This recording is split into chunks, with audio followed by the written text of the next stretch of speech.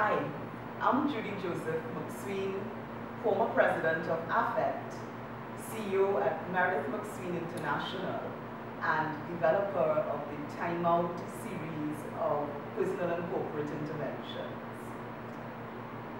Today I'm going to share with you a bit about Time Out, and as we begin, I do in my usual form, which is encouraging you to just sit back, relax, gently close your eyes, and become very conscious of your breathing.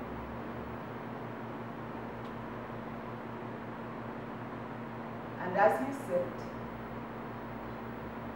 be very conscious of that inward breath. Feel it flowing through you. And breathe out and release all anxiety, all negative emotions, all aches and pains. And just keep going with your natural rhythm, breathing in, breathing out, and being very conscious of that sensation.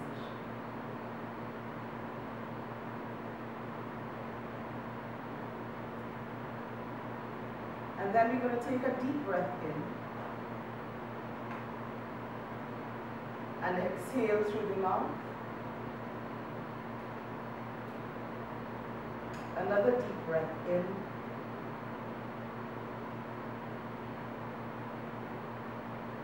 and exhale through the mouth. A last one in and out. Gently open your eyes. And by this time, some of us are probably falling off to sleep, and others are just experiencing peace and relaxation. So you just had your first time out. I want you to think back to years ago, interacting with your grandparents, interacting with your parents. And I know for me, I have memories of my grandmother sitting in a rocking chair, looking out the window, and I always wondered what she was doing. And as soon as she emptied that chair, I would jump into it to sit by the window and rock so that I could experience what she was experiencing. And really what it was silence. And I remember my mother coming home from work and spending her time in the garden in silence. She would be in the garden, I would be in the porch. I'd be polishing my nails, she'd be planting her seeds, and there'd be no real exchange between the two of us, but we would be comfortable in that silence. And we fast forward it now to what is happening in our society, where we as current parents find it very difficult to locate grandparents to do babysitting because they're so busy. And really, we've all become so busy. One of the things that has impacted on us significantly and reduced our ability to have time to ourselves is technology. That rapid growth of technology, iPhones, iPads, Blackberries, notebooks, you have it. But we're dealing in an age now where it's very difficult to have time alone. Long ago we'd go away for vacation and we'd have no landline. Now we go away on vacation and we have our iPads, we have our Blackberries, we have our iPhones, all keeping us connected with work. And it's really that connection, that connectivity which is so positive, which is also having a negative impact on us as we try to have me time. If you go to movie town and you say you're going to relax, inevitably you're going to be bombarded all over the place by all sorts of signs. I remember going into the bathroom, sitting down there and just being, blasted by signs going across in front of me. I remember speaking with an advertising executive, and she said to me, she says, our vision is to be able to put an advertisement anywhere we think that people would sit still for more than a minute. So that the aim of the advertising community is to fill our time with information, and we, some of us, do try to find our own quiet time. But why do we want to find quiet time? Why is it that years ago people would go off into the desert to be free from distraction? Why is it that monks themselves went and they lived behind closed walls to be away from people? Why did Buddhists pull themselves away to go live up in the mountains? There is a certain peace that is attributed with being with oneself. There is a certain wisdom that is attributed from spending time with self. And we will explore these as we speak more about time out. But just to give you an example as to how we have two things going in really opposite directions. There's the rapid growth of technology. And if you look at people's buying patterns, there are some new things that have been introduced in our bag of goodies, our bag of grocery shopping. And they include things like creams that allow us to relax, lavender scented creams. They include candles. It includes water features. We've even started putting aside money to spend on yoga classes and meditation classes. So it speaks to the fact that even as the society appreciates the rapid growth of technology, there is something that is saying to them, we also need to find time for self and time for peace. And when we talk about time for self and time for peace, we're not necessarily speaking to the growth of recreation clubs and bars and executive lounges, because understand, when we go to these areas, we're not in self, we actually engage in an alternative activity. What we're really talking about is that time when you get the opportunity to spend time with self. So what exactly is time out? Time out is really a combination, a harmonization of contemplative practices. One of them is meditation, which is an age-old practice found in many religions, where meditation was used to bring about that holistic wholeness of self, mind, body, and spirit, where was a period of time was spent with focused attention on a particular thing, whether it is in terms of breath, whether it's in terms of a desire for joy, peace, etc., whether it was a focus on connecting with a being that you saw as more powerful with yourself. Meditation is an age-old practice that has been around for many years. And then organization development as a tool that we use, the theory and practice of it, speaks to the fact that in organizations, we need to spend time not just being in action, but taking time out to reflect on actions we have taken, the results of those actions, and identifying whether those actions really align with our desired outcome. And if they don't, then what are the behaviors, the new actions that we want to take to bring us back on course? And then the third dimension that I bring to time out is really based on the whole theory of left brain and right brain. Research demonstrates to us that most of us spend our time using our left brain, which is the analytical, logical side of our brains. The right brain is associated with creativity, innovation, intuitive responses, the sort of knowledge that comes to us from apparently nowhere. So imagine we have two sources of information. The left brain, which is filled with the information that technology provides us with. It fills us with knowledge that we get from experience. It fills us with information that we gather through our senses. And then we have that whole other side of the brain that gathers information from we don't even know where, analyzes it, and provides us with solutions.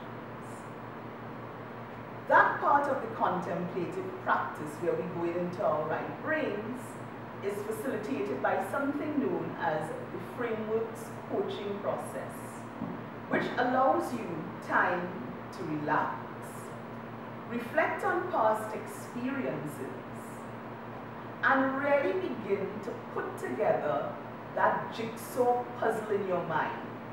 Those pieces of the jigsaw puzzle which represent knowledge that you've gained over the years, and because you haven't allowed them to find their space in the jigsaw puzzle, you're not 100% sure as to what these learnings really mean.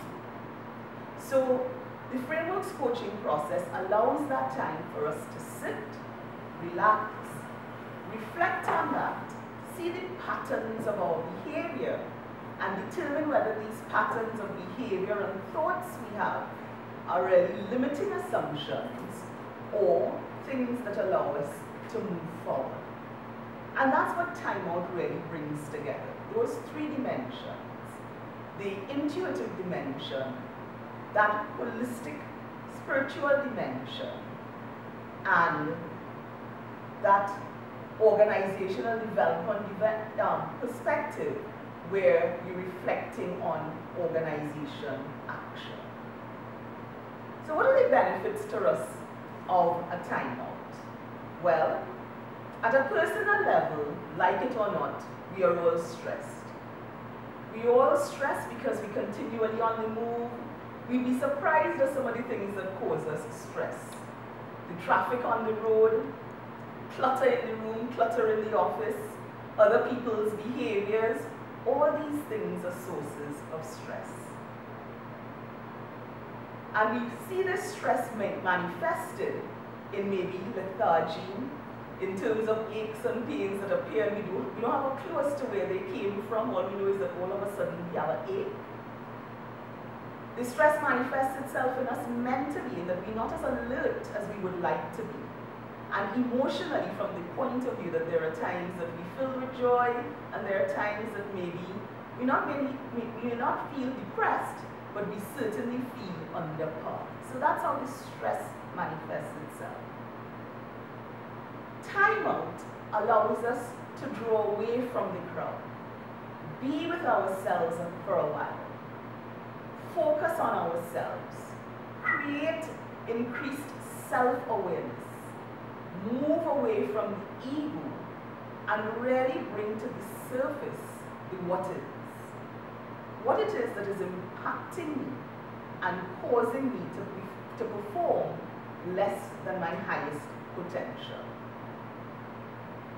And as we sit in silence, and as we reflect, and as we introspect, not going into that left analytical side of the brain, but staying with the right, the answers emerge. And when the answers emerge from within, we have greater ownership.